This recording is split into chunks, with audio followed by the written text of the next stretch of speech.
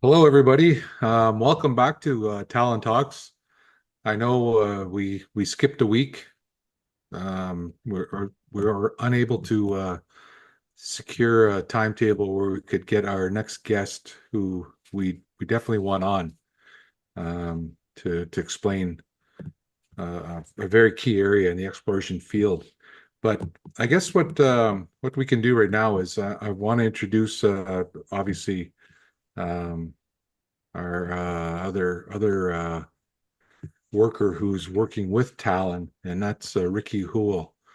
Ricky's a key part in the background in putting together our our podcasts and our social media. So he's been integral in getting everything lined up and coordinating Dale and I. Um, so this is just going to be a short, condensed version, just recapping where who we've interviewed and what exactly I guess Talent Talks is about. Just want to give a brief introduction to yourself, Ricky. Yeah, so I'm been with Talon for about 5 years. My background is in social media marketing. Um, I went to school for marketing, but I wanted to specialize more on the digital side.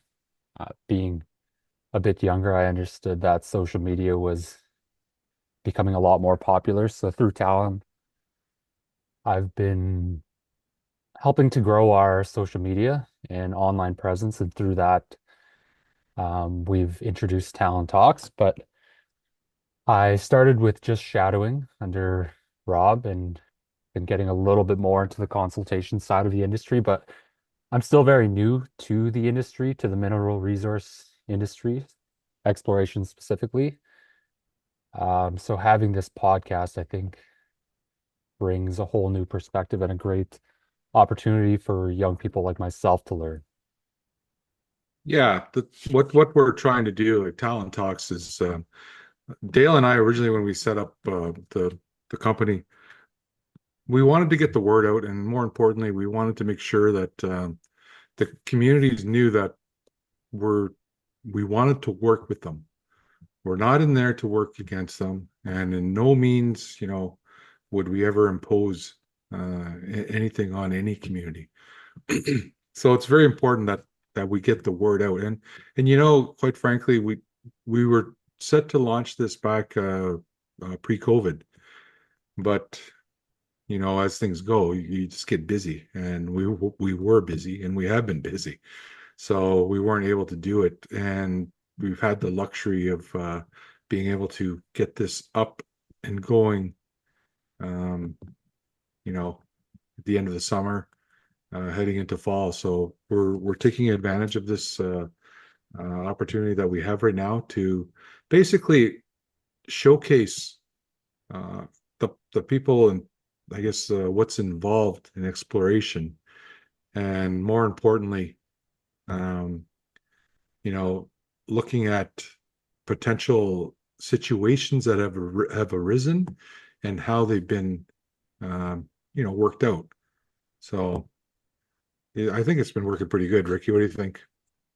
No, I think it has too. It's we're all just trying to figure this out, but I think the guests that we've had on have been very interesting to listen to, and they've opened up a lot more, or helped me to understand a lot more of the industry, not only from a First Nations perspective, but also from a company's perspective, such as Nico from Matrix.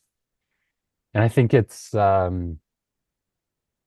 such an interesting way to learn the business and learn the industry, speaking to actual leaders themselves and experts themselves. Because I know, you might be able to go to school for this. You might be able to go, especially as a young person, to learn the mining industry, to learn the exploration industry. But I think learning the First Nations side of the industry, I don't know if you can learn that through school. I don't know how other ways you can learn that. So I think through this podcast, it's been such a interesting listen to hear from leaders of communities, leaders of companies within communities, get and understand that angle of the industry. So I think it's been going pretty well so far. I'm excited for a lot of the other guests we have on to come. And I think a lot of younger people could and would benefit from listening to this. Yeah, I agree. Our first guest was probably one of the most um, influential people in Canada in First Nations, right across the country, as his leadership, 26 years as a chief for his community. Since he's now chairing the twinning of the highway process from Manitoba to past Kenora. George Cackaway has been very instrumental in providing clarity and showing how the culture is very close to the decision making processes, and more importantly, it's his relationship building opportunities that he's been able to create through this. He also, he's not afraid to mix in, just general conversations to showcase how sometimes he would go about things. But the I guess the he looking at his experiences, and this is going back to the residential school that he spoke of. He's had to endure, but he's also learned to evolve and work with uh, the corporate bodies, the government bodies, and make inroads that way. So I remember his discussions, specifically talking about the relationship building and the key to relationship building. That's the one thing that Talon Talks wants to focus on and emphasize. I think it's everybody that I've spoken to and that we work with, um, they know that that's the key to getting things done, is to foster those relationships. I think a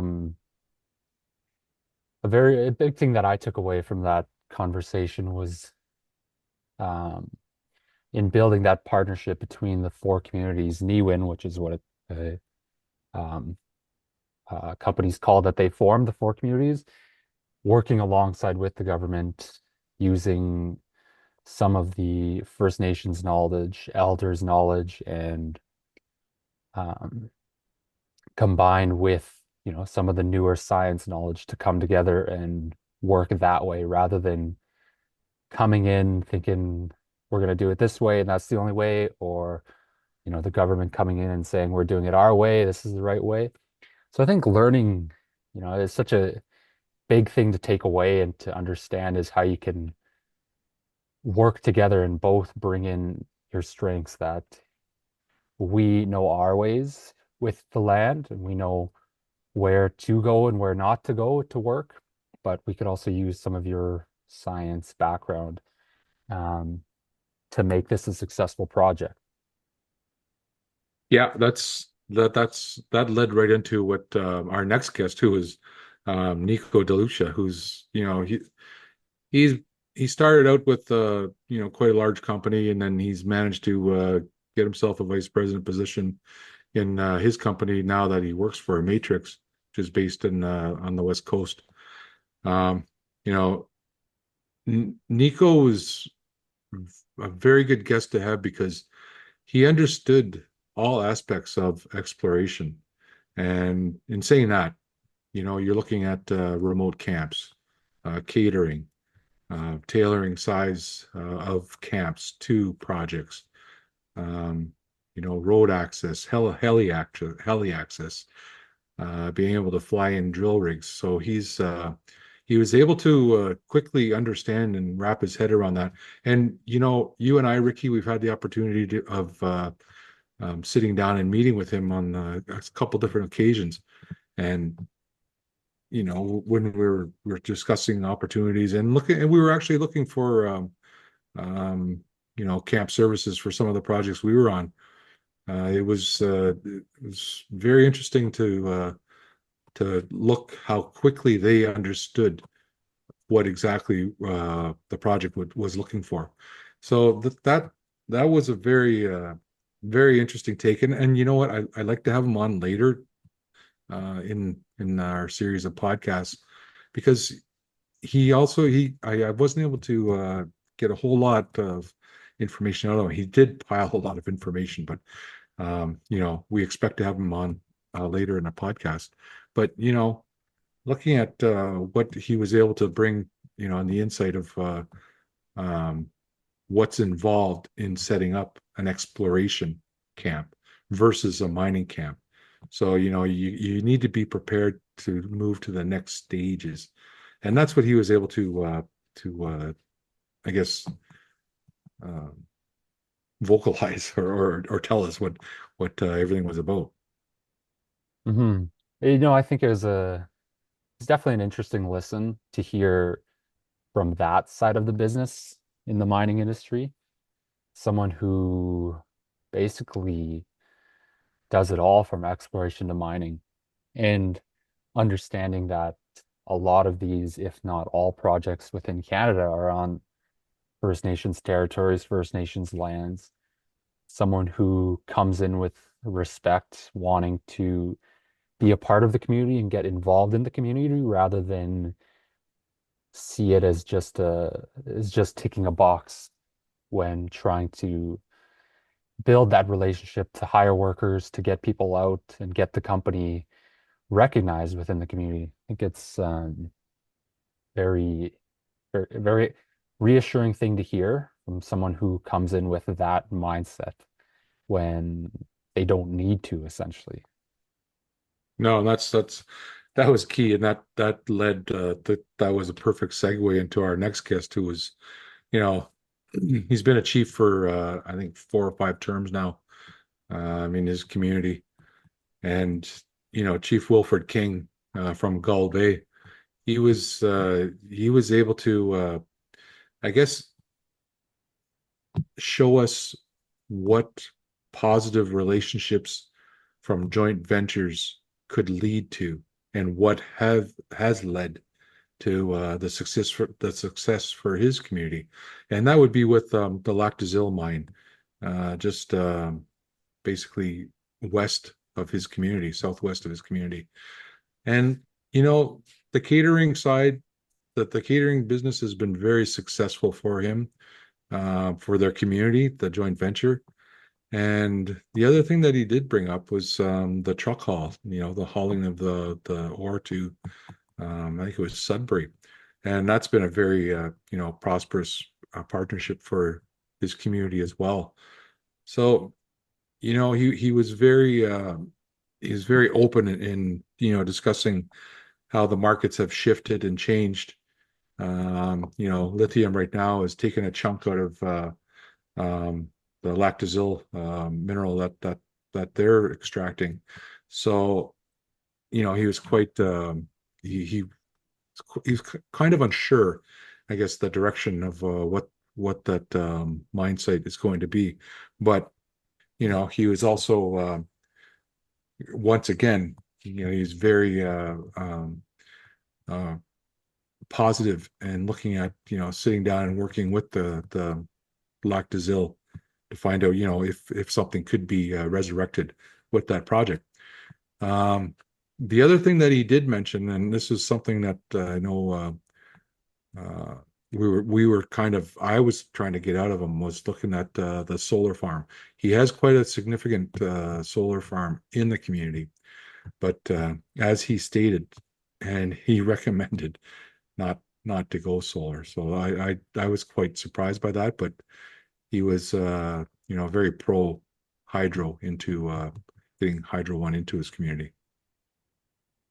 Yeah, I think I was not expecting to hear that either, but it is good to know, and I think it's good to know for a lot of communities. I've spoken with a lot of people that have looked into solar potentially, but sitting back and listening to your conversation with Chief King, it's is very impressive, I guess is all I could say, to see someone who's been able to build such good economic growth for his community and someone who also understands the industry. And I think it shows how far a community can go with a leader who not only understands the industry, but is willing to look into a, different partnerships to work things out to benefit the community. Because I think that, when he was speaking about hiring local and wanting people to work local, having those people in the community or even in the territories, being able to make a career out of it, being able to stay home and, drive up the overall economy within that territory, that First Nations territory is very, very impressive to hear and sit and listen in on. Yeah, he's very pro. Um, um, you say that getting the community to put to work, but not just that. It's long-term employment, right? It's not looking at short goals, short projects here and there. It's getting a long-term employment that is critical for him, which he sees. He sees the opportunity with that. You build the economy, then it just keeps spinning around, and that dollar circulates in the community. So where they say they want the dollar's got to circulate 7 times before it leaves the community. That's building the economy, and that's key, and he understands that. So I think our takeaways from where we're going with our podcasts. Um, we've had two significant leaders, very wise leaders, and camp services, catering slash heli transportation come on.